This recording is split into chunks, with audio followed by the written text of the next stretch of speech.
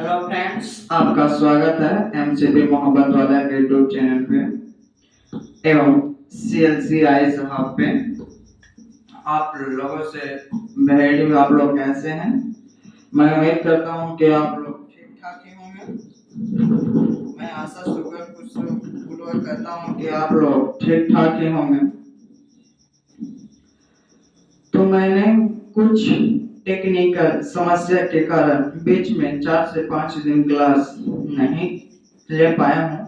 इसके लिए मैं आपसे हाथ जोड़ के नम्र निवेदन करता हूँ, आप लोग माफ कर दीजिए। कुछ टेक्निकल समस्या के कारण क्लास नहीं हो पाया। आज आपका कैलेंडर टॉपिक कुछ मिनट में ही समाप्त होने वाले हैं दोस्त। उसके बाद आपका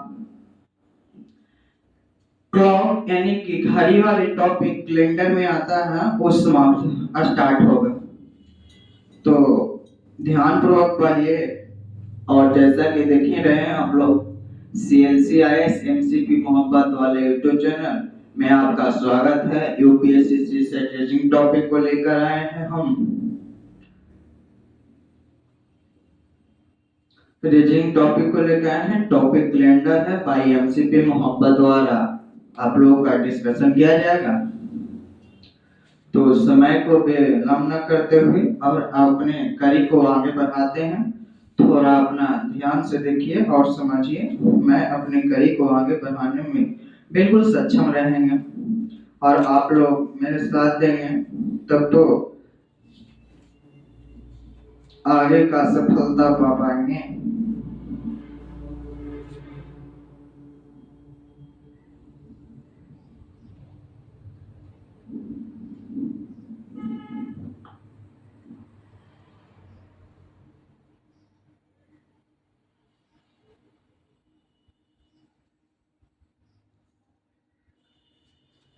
एक क्वेश्चन सबसे पहले आप हमें बनाकर दिखाएं, जो हम पिछले वीडियो में बताए थे।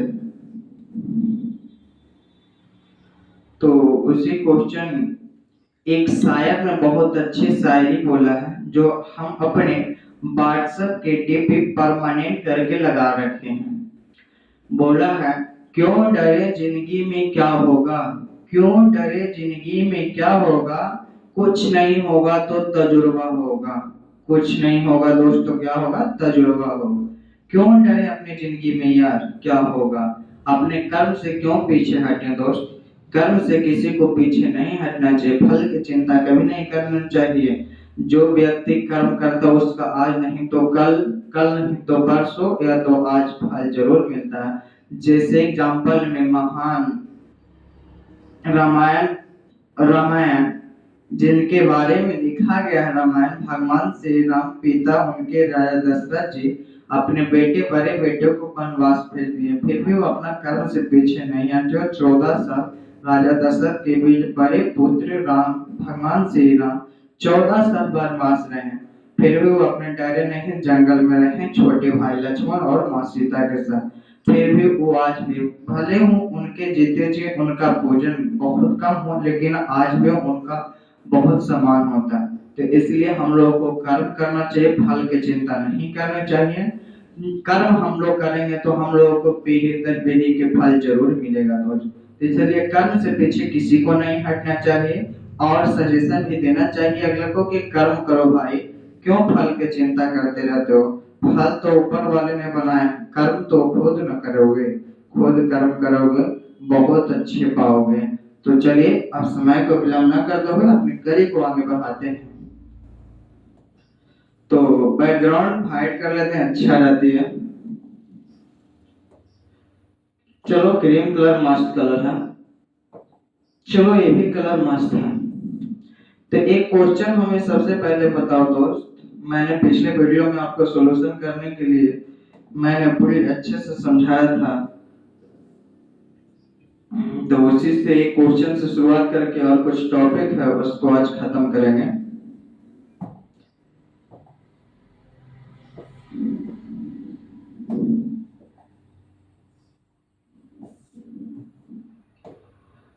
तो एक क्वेश्चन है जो लिखिए आप लोग। क्वेश्चन 25 एक 2024 के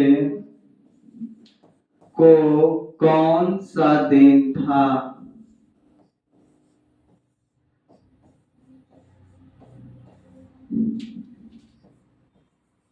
कौन सा दिन था? ये हम लोगों का पीढ़ी नहीं, हम लोग के आने वाले पीढ़ी है, समझ लीजिए। हम लोगों के पिछले पीढ़ी में +2 होता है, हम लोगों को पीढ़ी में शेष बराबर 3 हो जाता है। हम लोग के आने वाले पीढ़ी में यानी कि 2000 से 2099 ईस्वी के बीच में +-1 होता है, तो शेष में -1 करेंगे तो हमारा आंसर चल आएगा। तो इसे बनाइए। थोड़ा बीच में टाइम टेबल नहीं मैनेजमेंट हो पाया टेक्निकल समस्या के कारण, तो आप लोगों का दिक्कत हो रहा होगा, तो मैं ही इसे हल कर देता हूं।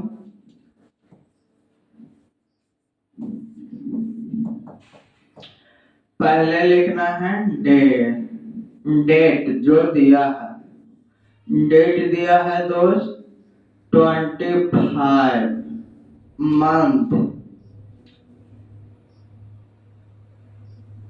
Month of code MOC, month of code जनवरी का होता है 1। अब last 2 digit of year, last 2 digit of year, ATT of I कितना है दोस्त? 24। अब लीप ईयर है कि सामान्य है, लीप ईयर है तो इसे लास्ट 2 डिजिट को भाग देंगे 4 से, तो जो शेषफल आएगा उसी को लिख देंगे, तो कितना आ जाएगा? 6। अब सब को जोड़ देंगे दोस्त, तो टोटल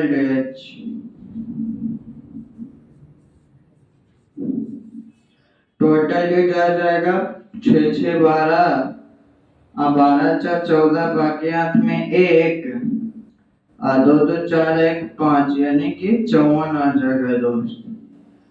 इसे आगे बढ़ाकर और लिखते हैं हम। अब इसे 7 से भाग देंगे, 7 से सॉरी दोस्त, लीप ईयर है ना, तो मंथ कोड हो जाएगा 0 जनवरी का, तो टोटल डेज हो जाएगा 53 नहीं। अब इसे 7 से भाग दिया है,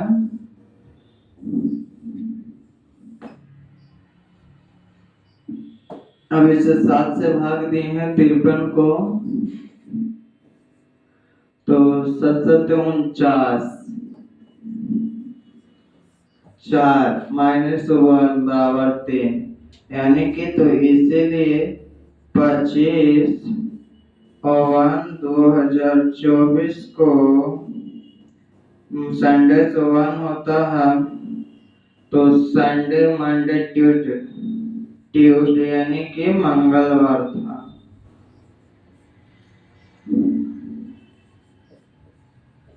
इसे हम लोग एक डब्बे में बॉक्स में बंद कर देंगे। बस यही मेरा आंसर हो गया दोस्त। तो मैं इसे छोटा जूम कर देता हूँ, आप लोग इसे उतारिए। 2 मिनट का टाइम दिया गया है, फिर हम आगे इस कड़ी को और अच्छे से बढ़ाते हैं। आज कैलेंडर टॉपिक को समाप्त करना है, उसके बाद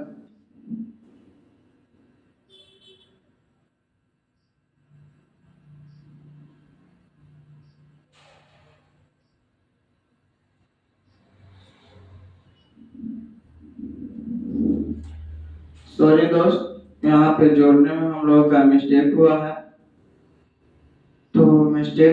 तो इसे मैं सुधारता हूँ। यहाँ से थोड़ा सा दिक्कत हो गया ऐड करने में, आप लोग बोल भी नहीं सके। 6 4 10 10 5 15, बाकी हाथ में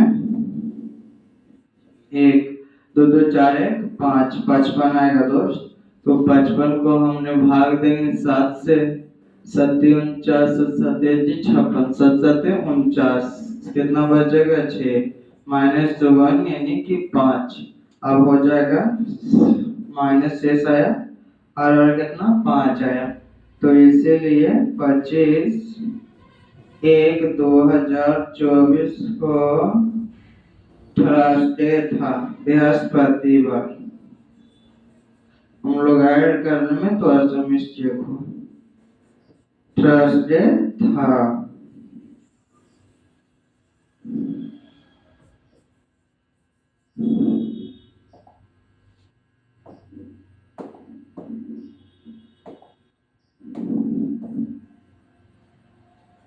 अब इसे बता दिया, आप लोग भी ऐड में ध्यान नहीं दिए, मुझसे भी मिस्टेक हो गई।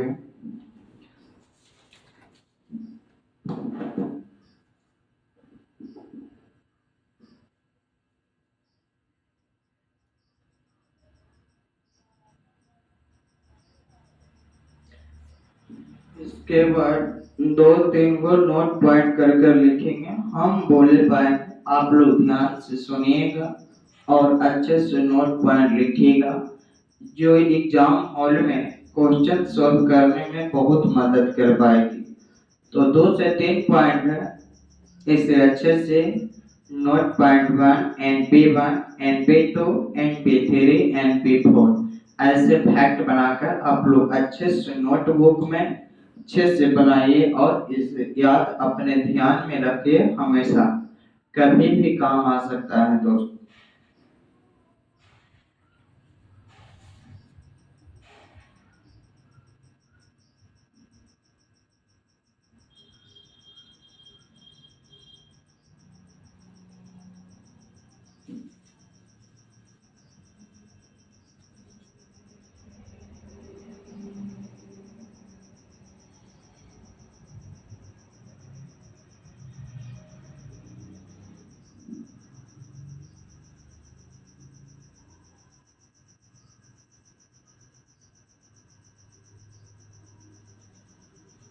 चलिए, आप लोग लिख रहे होंगे, हम उम्मीद करते हैं। मैं 2-4 फैक्ट बोलते हैं, आप लोग लिखिएगा।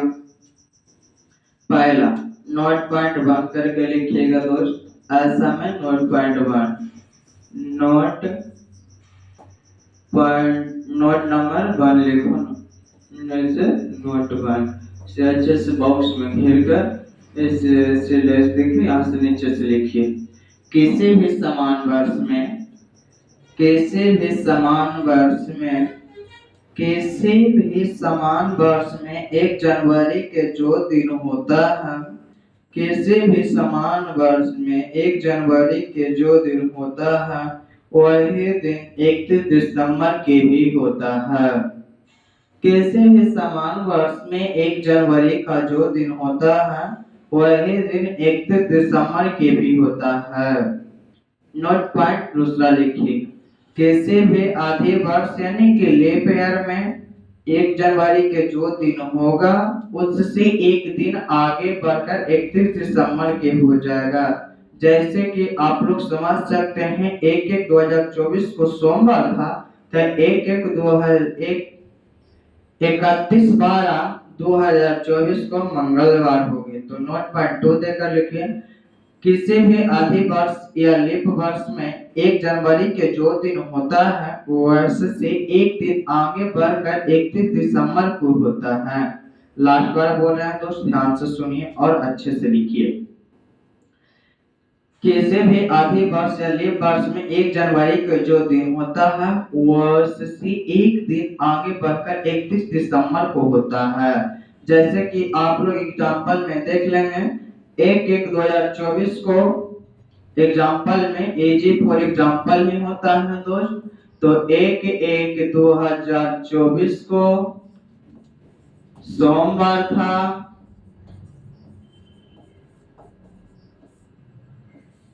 तथा 31/12/2024 को मंगलवार होगा। अभी नहीं, फीचर में आएगा, मंगलवार होगा। एग्जाम्पल में लिख लीजिए और अगला पॉइंट लिखिएगा। इस एग्जाम्पल लिखने के बाद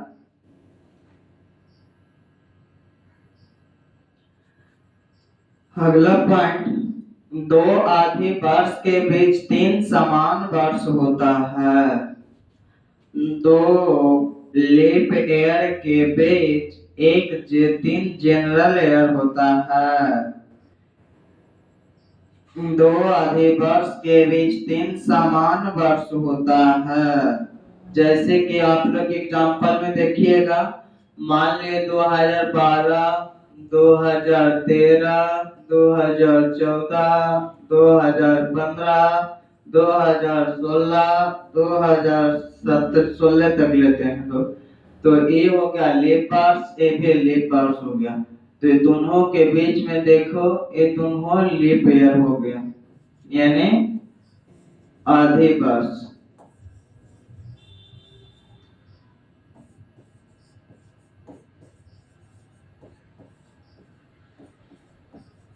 आधे वर्ष हुआ दोस्त। अभी देखो ये तीनों हो जाएगा कोची जनरल ईयर। 2013 शेष 1 बच जाएगा, 2014 शेष 2 बच जाएगा, 2015 शेष 3 बच जाएगा। तो ये हो जाएगा जनरल ईयर समान वर्ष।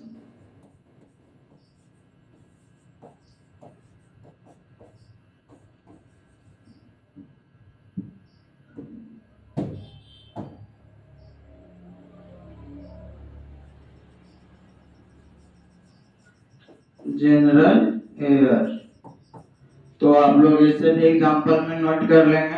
अब इसके बाद आज कैलेंडर टॉपिक का last note point, last second note point है, जो आप लोग लास्ट नोट पॉइंट है जो आप लोग लिखिए।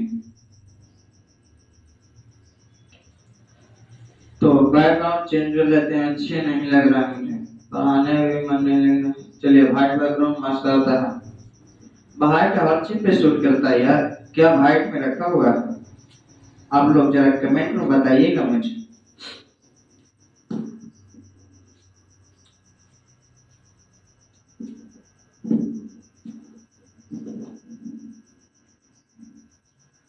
दो भाई का रिश्ता एक दूसरे का दुख समझने का होता है, ये नहीं कि घर के बीच में दरार बनाने का होता है। दोस्त अगर अपने भाई के साथ रहिएगा तरक्की अच्छे करेंगे, और घर को चाहिएगा कि 2 टुकड़े में या तो 3 टुकड़े में उसे बांट दें, काट दें, तो कभी तरक्की नहीं कर पाइएगा। क्योंकि कभी भी 2 नाव पर पैर रखकर गंगा को या तो नदी का पार नहीं किया जा सकता, कहीं न कहीं वह हल्का में धोखा ही देगा। तो इसलिए दोस्त कभी भी 2 नाव पर नहीं रहना चाहिए। अपने आप पर विश्वास कीजिए और अपने आप पर कर्म कीजिए, कर्म के आगे कोई छूट नहीं झुला सकता है। तो आप लोग लिख लेंगे। अब 3 को चार्ट बनाइए, यहाँ पे लिखिएगा शेष यानी कि रिमाइंडर, कितने वर्ष बाद।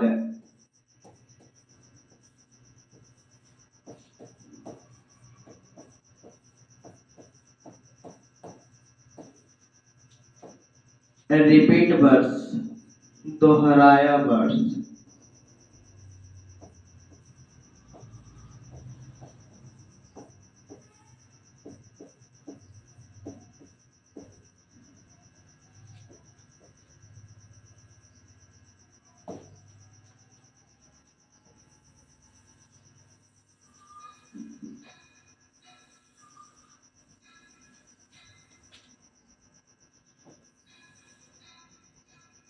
अब इस कॉलम को बनाइए, 15 सेकंड का टाइम है दोस्त। तो इस कॉलम को बनाइए।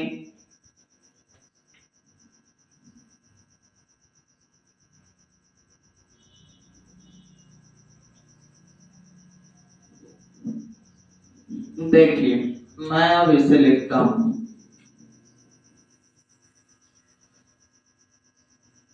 यानी कि शेष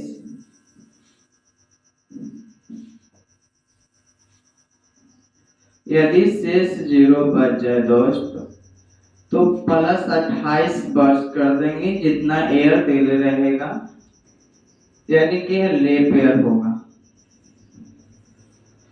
तो मान ले 2012 का कैलेंडर प्लस इसमें 28 करेंगे तो ये कब रिपीट करेगा? 2040 में।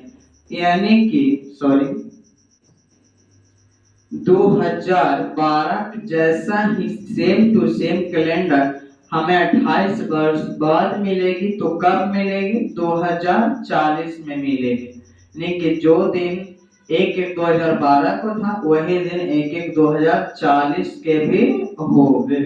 अब अगला कॉलम में यदि शेष 1 बच जाए तो यह वर्ष रिपीट करेगा दोस्त। यह वर्ष रिपीट करेगा दोस्त। यह वर्ष रिपीट करेगा दोस्त 6 वर्ष बाद। यानी कि यह 6 वर्ष बाद रिपीट करेगा दोस्त। तो इसमें +6 कर देंगे। तो मान लेते हैं 2013 ले लेते हैं दोस्त। तो +6 हो जाएगा। तो यानी कि 2019 में 2013 का calendar same to same repeat करेगा दोस्त।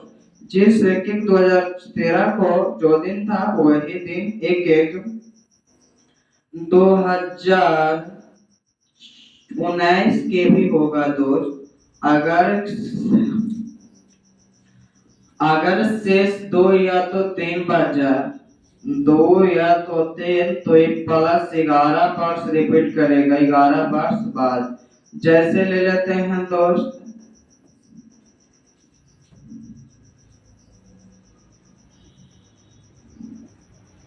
2014 ले लेते हैं। तो +11 हो जाएगा 2025। एक और लेते हैं 2015। तब तो बचेगा 3 फिर 11 2026। इस फैक्ट का मतलब डिलीवरी फैक्ट है दोस्त।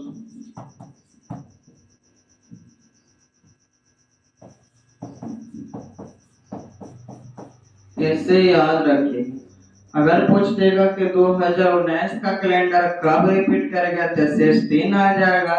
भाग देंगे तो 3 आ जाए तो 11 वर्ष बाद जितना वर्ष दिया रहेगा उसमें 11 जोड़ देंगे। यदि शेष 0 आए तो 28 वर्ष बाद उस वर्ष में रिपीट कर देंगे, जोड़ देंगे तो वह वर्ष रिपीट कर देगा। यदि शेष 1 बचे तो 6 वर्ष बाद। यदि शेष 2 या 3 बचे तो 11 वर्ष बाद रिपीट करेगा। तो मैं आपसे आशा करता हूं कि आप लोग अच्छे से समझ गए होंगे और शांतिपूर्वक अपनी क्लास किए होंगे घर पे बैठकर। तो मैं आशा करता हूं कैलेंडर टॉपिक अच्छे से आप लोग का समझ में आया है। तो मैं आप लोगों से अलविदा लेता हूं। तो जय हिंद, जय भारत।